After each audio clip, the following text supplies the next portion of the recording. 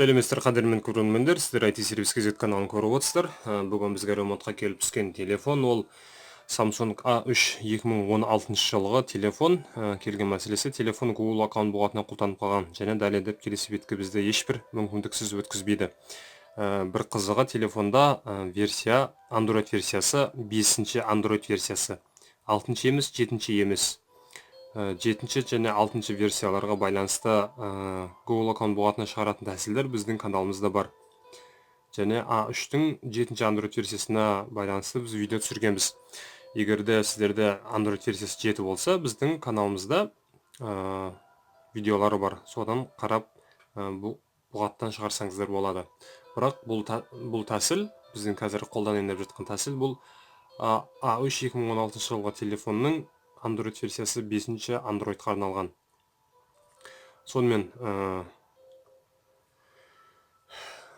бұғаттан шығаратын жолды көрсетсек, ол үшін бізге кішкене дайындық керек болады. Біріншіден, телефондарыңыз Wi-Fi желісіне міндетті түрде қосылған болуы керек. Одан кейін сіздерге керек болатыны пин-кодқа түскен сим-карта. Яғни, қазір біз телефонға салғаныңызда бізден пин-код сұрайтын сим-карта болуы керек. Сіздер енді кез келген еді терезе бола ма, енді кез келген бөлігінде телефонның осы бұғатта сұрап тұрған жерінде номерді сала берсеңіздер болады. Егерде сіздер осы подтверждение аккаунт деген бөлікке келген болсаңыздар, және Wi-Fi-ға қоспаған болсаңыздар, артқа қайтып Wi-Fi желісіне міндетті түрде қосып аласыздар. Келіңіздер, біз бастапқы бетке келейік. Одан кейін сим-картаны салайық телефонға. Телефонға саламыз. Мінекей қараңыздар, қазір бізде сим-карта дұрыс салынбай қалды. Окей. Телефонға салдық. Және өзінің телефонда сим-картаны шығаратын инесі керек болады. Бізден пин-кодты сұрап тұр. Пин-кодты жаз деп. Енді біз инемен пин-код сим-картаны шығарамыз мұнда. Сим-картаны шығарамыз, және экранды құлтап қосайық. Сим-картаны шығарып тастаймыз. Алып тастадық. Және бір рет қосамыз телефонда. Сим-карта не вставление деп сұрап тұр бізден. Жерден окей. Және жоғары төменгі оң жақта байқасаңыздар, камераның белгісі шықты. Осы камераның белгісіне біз осы беті құлтанған күйінде камераны жоғары қарай былай басып бір көтереміз жоғарыға. Және ол жерден бізге геотега деген дереу шыға қоятын настройканың ішінде. Бізге осы геотега деген міндетті түрде керек.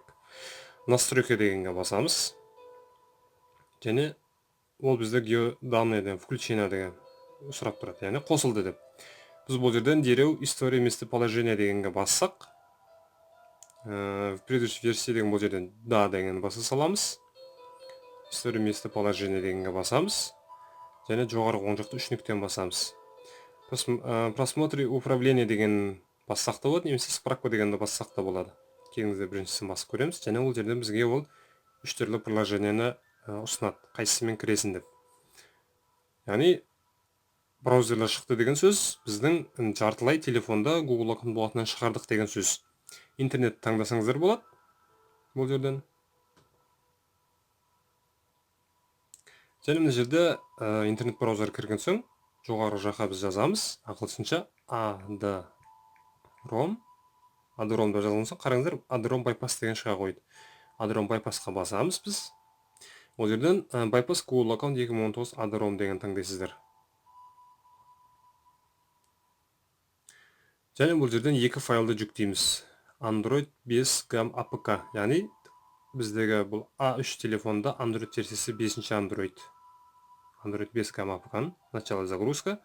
Одан кейін Quick Shortcut Maker. FRP bypass'сыз жүктесек те болады. Енді бізге Quick Shortcut Maker қолайлы. Одан кейін біз экранның бетінен жоғарыдан солға қарай болып жылжытсақ, төменгі жақтан мынандай бір бөліктер шығады.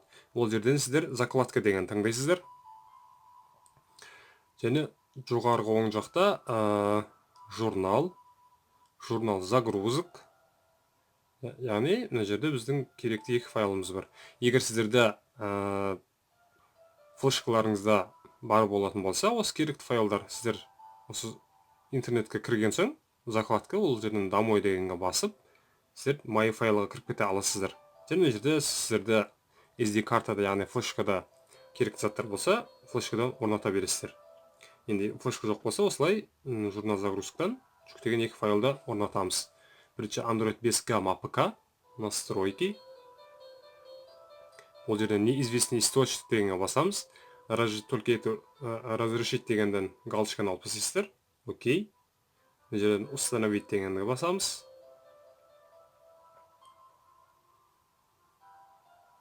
Бұл жерден готово. Енді Cookshot Cookmaker. Установить. Бұл жерден открыть. Және мына жерде действие дегенге жазамыз. Аккаунт.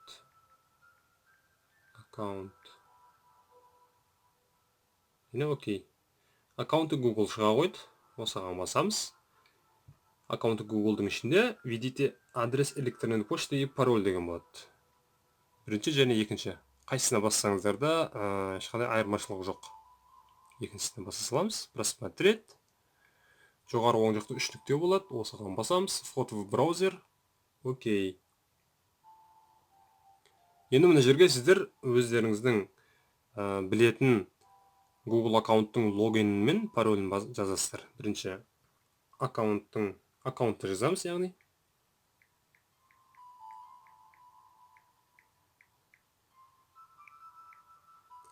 Мінекей аккаунт жазылған соң, далее дегенді басасыздар. Енді мына жерге парольді. Сіздер өздеріңіздің парольдеріңізді жазасыздар. Мен өзімнің паролімді сіздерге көрсете алмаймын.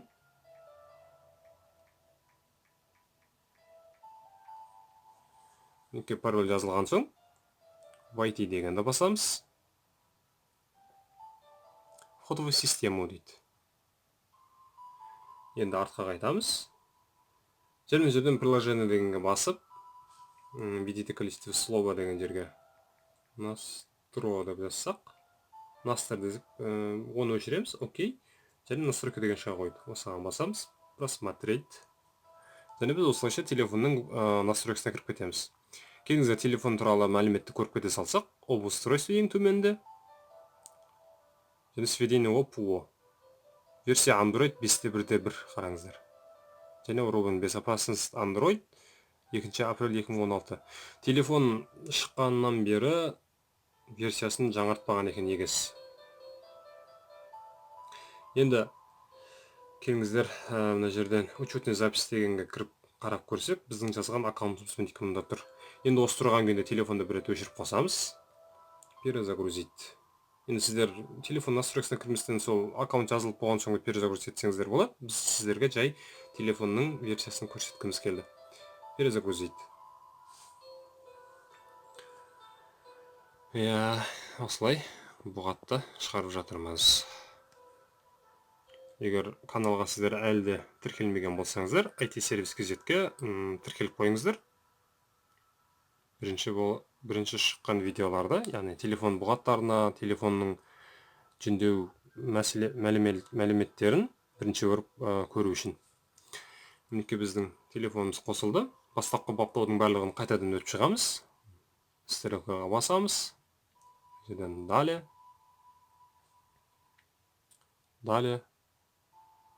Принять.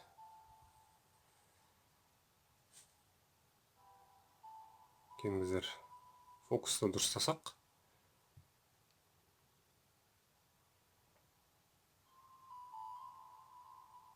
Далее бұл жерден. Далее. Пропустить. Окей. Еще далее. Енді телефонға ешқандай бетіне пин-код қоймаймыз қазір. Samsung аккаунттан да өтіп кетеміз. Пропустить. Және жерде далее. Готово.